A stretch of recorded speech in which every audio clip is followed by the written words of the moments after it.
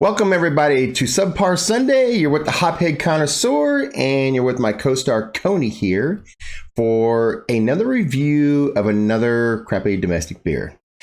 Now, some of y'all might be like, you're getting a little judgy here on some of these beers. They're really popular US domestic beers. Well, that's good. Good for them. I'm a craft beer drinker now and I will always give my opinion of what I think about domestic beers. Last week we didn't have an episode because I was driving back from Indiana and I had a recording fail today. So today's subpar beer is not going to be posted because I will have to go get another can when I go back to the Midwest. So lesson learned is now I'm going to have two cans just so that if my first video fails, then I have another can for backup. So thankfully I had another beer in the fridge given to me by a friend, and this beer has been around for a long time. This one's been around since the 1870s, and very popular beer overseas. And you're probably thinking, I already know what that beer is. So yeah, I've been to the brewery, and if I tell you where it is, you're automatically going to know what beer we're going to do today. If you've been following the series, we've been going through a lot of different beers. We've started off with Miller High Life, the champagne of beers. Then we had Bud Light Platinum. Then we went to Bud Light. And then we went to Ice House in that big old can. And then we went to Mick Ultra Pure Gold. And then last episode we did was Coors Banquet. And from the views that I had on that, it seemed to be a pretty popular one because I'm sure it was probably the antics in the video that probably got me more people to watch it, getting in the attire of the Cobra Kai shirt and, and the headband and, dressing Coney up it and everything. But, I'm just looking to have some fun on here and, just give my opinions and, give you my reactions to some of these beers that are just, like I said, just subpar to me.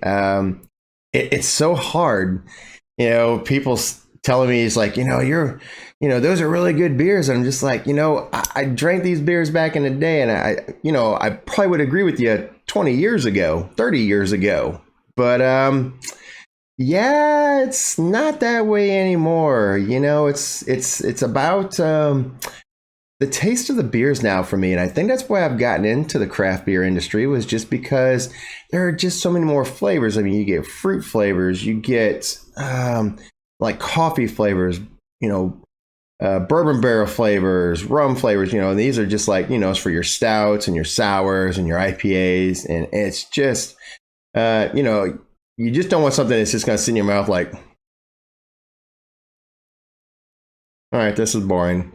No, like for me, when I talk about my IPAs, man, I want to get punched in the mouth, man. I want that bitter hoppiness, I want to feel like someone's kicked me in the back of the head and punched me in the mouth when I drink that beer.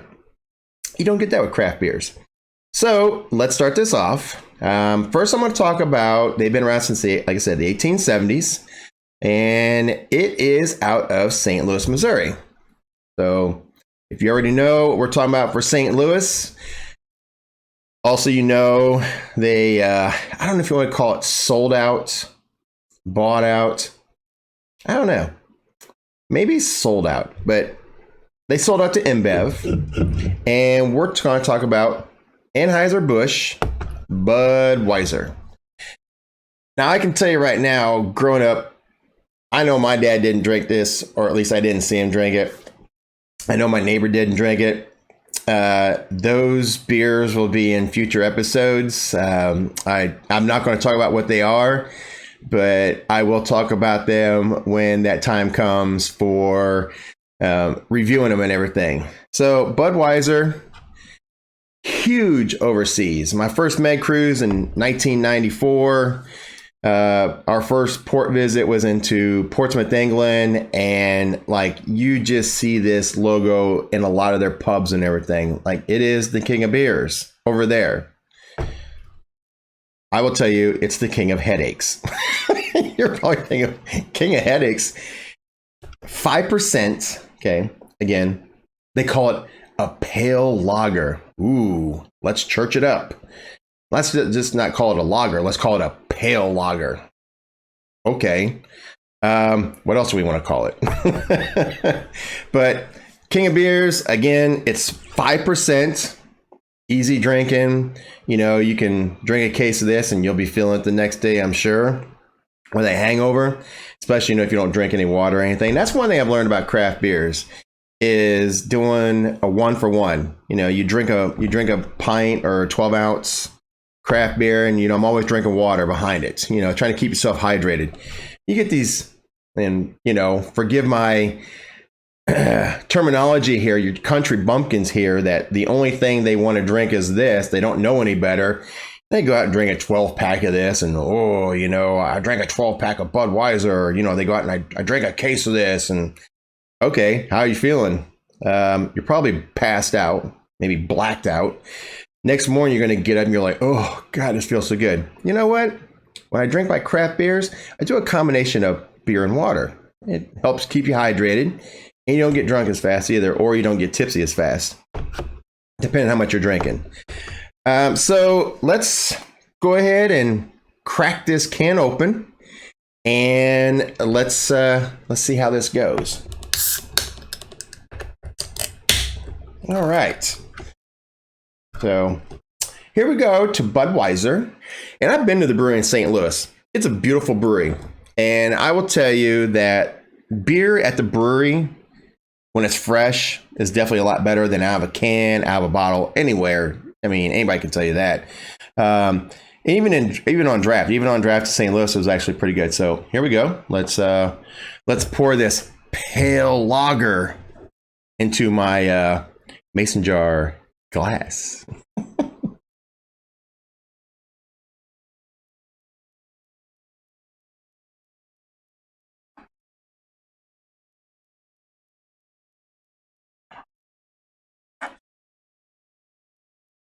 Budweiser, 5%. Oh, let's leave it up there. Put it over here. All right. How yellow that is. I mean, it's like straw yellow. Anybody got a book they want to read? Could probably amplify it with this. Talked about carbonation all the time. Maybe not so much of this. Well, I don't know. I think this has probably got just about as much carbonation as the Coors Banquet we had 2 weeks ago was. So, yeah. Looks like, you know, when you don't drink enough water and you go run and, you know, you go to the bathroom and it's this color, and, you know, it could get a little darker if you don't drink any water behind that. So for those people that don't drink water behind their beers, it's only going to get darker. So let's go ahead and give this 5% pale lager a taste and see how it is. Let's see if it's still the king of headaches.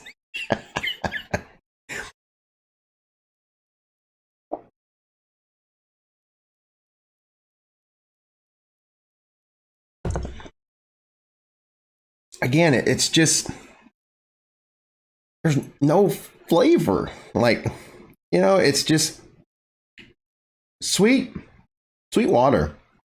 But I mean, I don't even know how to even give this taste to it, because, you know, like the one with Coors Banquet, I told you it was like sweet corn water. You know, for this one, it's just, I don't know. I guess there's alcohol in it.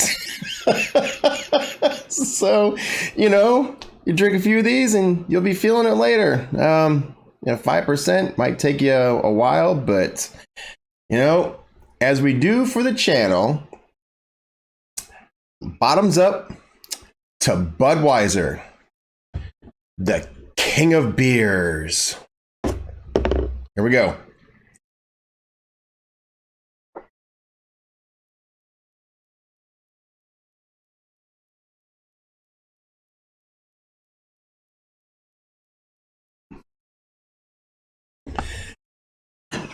As I say, wait for it. There's your carbonation right there. Yeah, that was too easy to drink down like that. Maybe that's what makes it so good for some people. So easy to drink down. So anyway, welcome to the Subpar Sunday. We did Budweiser, the king of beers. If you haven't had your friends subscribe yet, make sure they subscribe at the bottom here. Give me a thumbs up, give me a thumbs down, leave me a comment. Tell me your experiences with Budweiser and, why did you drink it back in the day? And again, we all drank our beers back in the day because we didn't know any better. And our craft breweries weren't really much around back then. But now we can educate ourselves. Oh, gosh. Here comes all the carbonation now. But yeah. Thank you for joining me on Subpar Sunday with Coney. It's too bad, buddy. I didn't give you a chance to drink that one, so maybe next time. But anyway, drink your craft beer, support your local craft breweries, and keep drinking craft beers and not crappy domestic beers.